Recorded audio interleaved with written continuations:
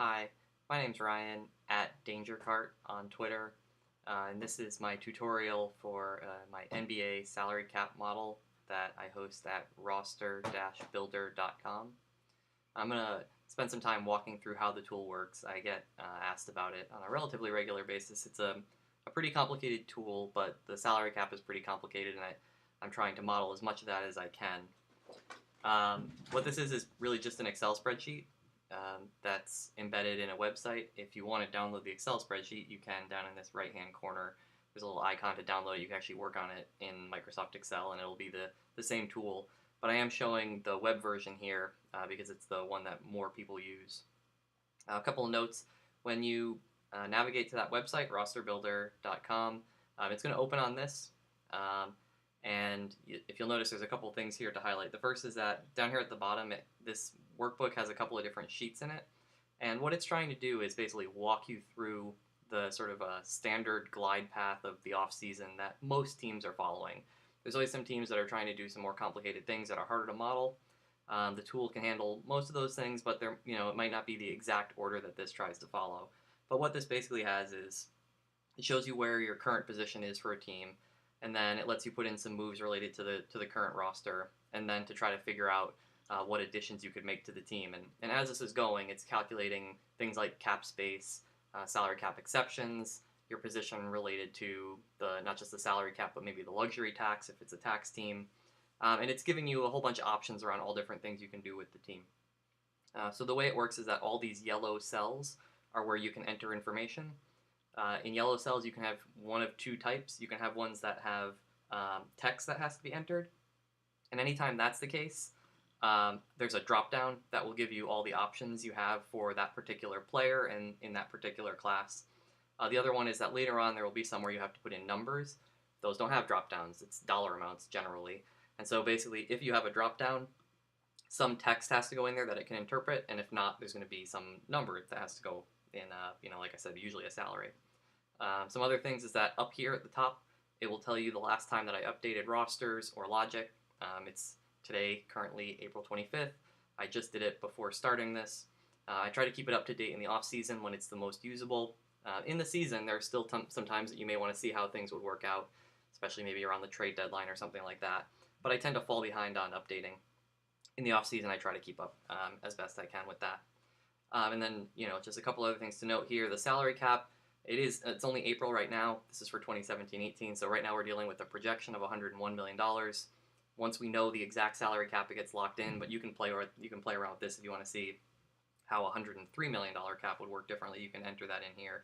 And then the last one is that I default this to the Celtics because the Celtics are the best, but you can pick any of the 30 teams, and it will pull up their information, and you can work with them. So you can work basically one team at a time. So what I'm going to do is kind of walk through a pretty quick build for how the Celtics, you may be trying to do something with the Celtics, and then I'll show some examples of a couple other different teams that, like any good cooking show I've got in the oven already, just to show some different highlights of how it can work. So the example I'm going to walk through here and try to do this in just a minute or two is, let's say the Celtics want to sign Gordon Hayward. Gordon Hayward says he's willing to sign with the team, and in order to do that, they need to clear maximum cap space for signing him. And so with this roster set up like it is, we're going to see what we can do in order to make that max space. So the first thing is that in here, this is my current roster, my active contracts for the year, salaries and guarantees, and some other stuff that you probably don't care that much about.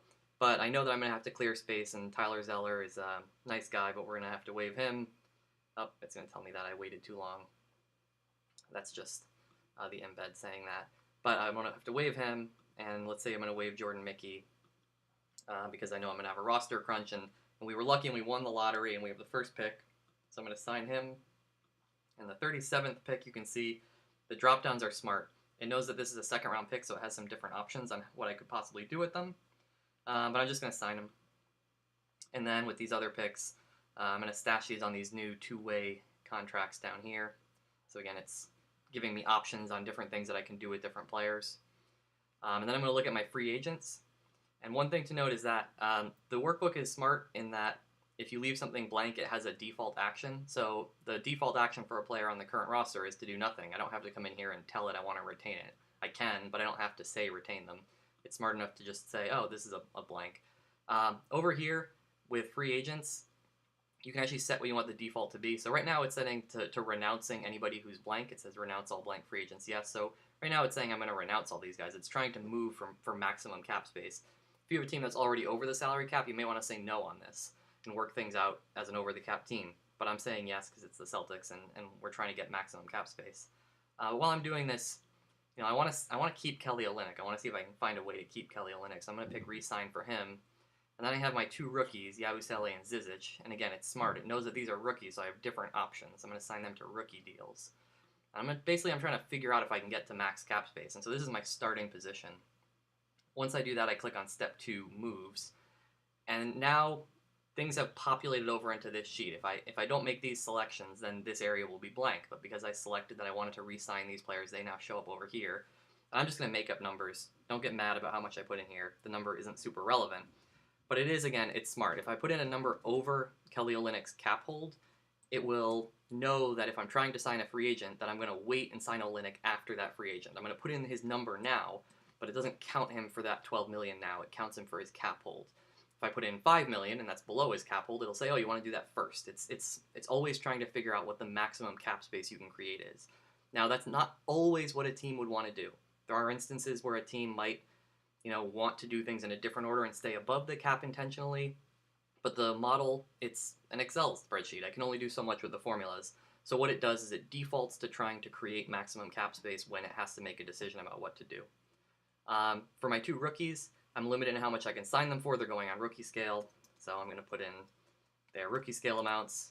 And again, these ones don't have drop downs because they're numbers. I'm putting in numbers. That's kind of the way you can tell whether or not you need to put in a word or a number is it won't have a drop down for you. So I put all that in. Then I come over here to additions. And this is my current cap space, or the amount of cap space that I could clear with that grouping of moves is just under $20 million. And let's say I want to sign Gordon Hayward.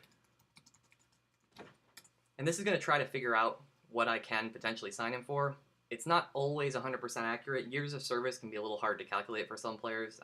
For example, like Blake Griffin has a year of service more than he has than he's played because he was hurt for a whole year. But I try to figure that out. And this is saying his max contract is $30.3 million, and I have $19.877 million in cap space. So that's not enough to sign him. It'll let me put his number in here, but later on, if I do that, it'll fail. It'll give me an error message. It doesn't fail. It gives you an error message saying that you're over.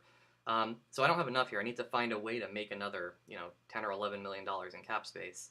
And the way I'm going to do that is I'm going to go back. I'm going to go back and I'm going to try to mess around with some of this stuff. So the first thing is I have to say, well, I'm not going to sign Kelly Olynyk, I guess, because I need to make cap space. And while I like Kelly Olynyk, I like Gordon Hayward more. So I'm going to get rid of him. Then I'm going to come back here. And again, this is an Excel spreadsheet. It can only do so much. It's feeding data down, but now Olynyk's not here anymore. So I have to come back in here and I have to move some numbers around and say, okay, well, I still want to sign these two, so I'm going to keep them. And then let's see, am I any better here? No, I'm still too short. I'm still, I'm at 26.8. I need to get to 30.3. I'm going to come back here again, and I'm going to look at what my options are, and they're not great. Now I have to let go of somebody who I want to keep. So what do I want to do? I don't really, do I want to trade Marcus Smart? Do I want to trade Avery Bradley? Well, I guess I'm going to say that I'm going to trade Avery Bradley. So I'm going to put in a trade for him, and this removes his amount. And now I come in here, and I have to think, okay, well, what did I get for him? Well, mostly I'm probably going to get some future draft pick maybe, but let's say the Sixers have cap space, and they want to play Ben Simmons at point guard, and Avery Bradley can guard point guards and play shooting guards. He'd be really good there.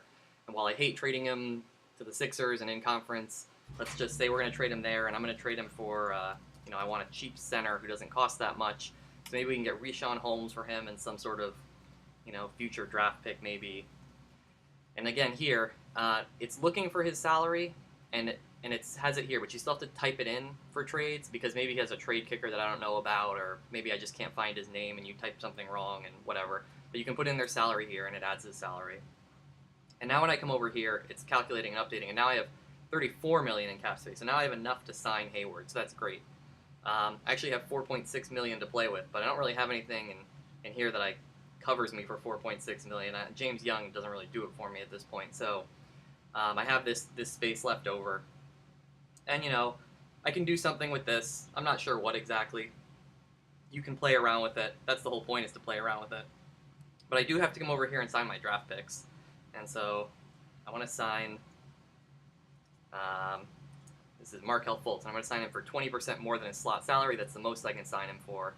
And I've got this 37th pick, and I actually want to give him a little bit more than the minimum.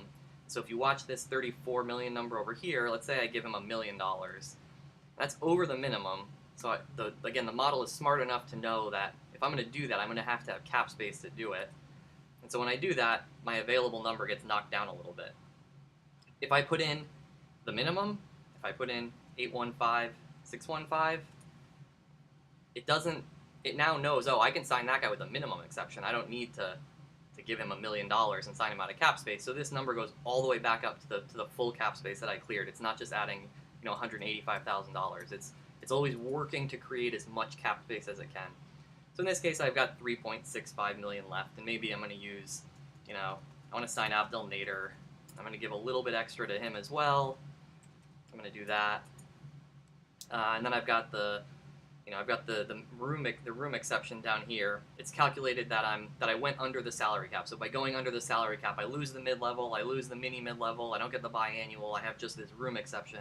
But I want to sign that, and let's say, Amir Johnson, he likes being here. Maybe he could get more money somewhere else, but he likes being in Boston, so let's say he's going to take this. I'm just making it up. It doesn't really matter at that point who I put in, but I put him in, and this leaves me with nothing left. I could split it up and sign a couple different guys, but I give it all to Amir Johnson, so that's it. Now, I've done all my moves. I've got Gordon Hayward, and I want to see my team. I click on this sheet, Final, and now it gives me a roster, and it tells me I passed everything. I didn't sign anybody that I didn't have money for. I didn't give any illegal contracts to anybody that are obvious. I'm a little bit over the salary cap now, which is great. Way under the tax line. We've got 17 guys, but 2 of them are on these two-way contracts, so they don't really count for that. I put my whole team together here. This was originally built for Reddit, so it creates some Reddit tables down at the bottom, but mostly this is what I'm trying to get to, is this roster and saying, hey, it's pretty good. Your numbers may not always come out exactly 100% correct. If you're a couple $1,000s off here, or even a little bit more than that, in terms of what the real accounting for every team is. You can get yourself close enough to say, oh, this is possible, this isn't possible, but it'll always be calculating, and again, it's always going for cap space when it can. So for the Celtics, that's a good example. I'm just going to quickly show a couple other ones to show some of the other things it can do. I pre-made them. So here's one with the Warriors. So an important thing here is Kevin Durant has a player option, so you can actually sort of see it. And again, this is going to tell me I waited too long to come back to it, so it's just going to quickly refresh. So if I come in here and I remove him, you'll see that over here my free agents, he's not in it when I start because he has a player option. But if I select that he's going to opt out, it'll then push him over here, and so now he's in this section. And if I come in and say I want to re-sign all these guys, I want to re-sign Durant and Curry and Iguodala and Livingston and Pachulia and everybody, and I want to keep the whole band together, and I come over here and I sign all these guys for these contracts, and it doesn't matter, it's not, they make a ton of money out there. I get all the way to the end, and what does it tell me? Well, it tells me I failed. First thing, I only have 10 guys signed, but that's not a big deal. I could add some minimum contracts, but it's also telling me I have a free agent signing failure. And the reason for that is that Kevin Durant, if I sign him with rights, I don't have his bird rights. So his maximum contract is $31,848,120. So if he signs for that, then that error message will go away, because that's like I can sign him for that and be over the cap. I can use rights to do that. If he wants to get his full amount, I can't use rights. I would have to renounce his rights on an earlier sheet and then sign him like a free agent, like I did for Gordon Hayward. And if I were to do that, then there's no way I can keep Iguodala and Livingston and all these guys. So I'm going to have to lose a whole bunch of stuff. But if now, you know what? I still messed this up, I think. I'm just going to put in a lower number here so I can get the math to work. Now I think this might work. Nope, still not. Well, I'm still doing something wrong in here. Not sure what I did. Oh, no, I do. Sorry, I messed up Pachulia as well in the exact same way. So if I want to keep Zaza, then I have to knock him down as well. So if I do that, then now when I come back here, it updates and it says pass, because both those guys had the exact same problem. So I can do that. I can sign him for $30 million. But if I want to sign him for his full max, it doesn't work. And so you have to go back and forth and play with it and get yourself to a position that works. Another example, it can be just a normal calculator. It's a straight calculator. It doesn't necessarily have to be all about figuring out exact moves in cap space. This is the Toronto Raptors.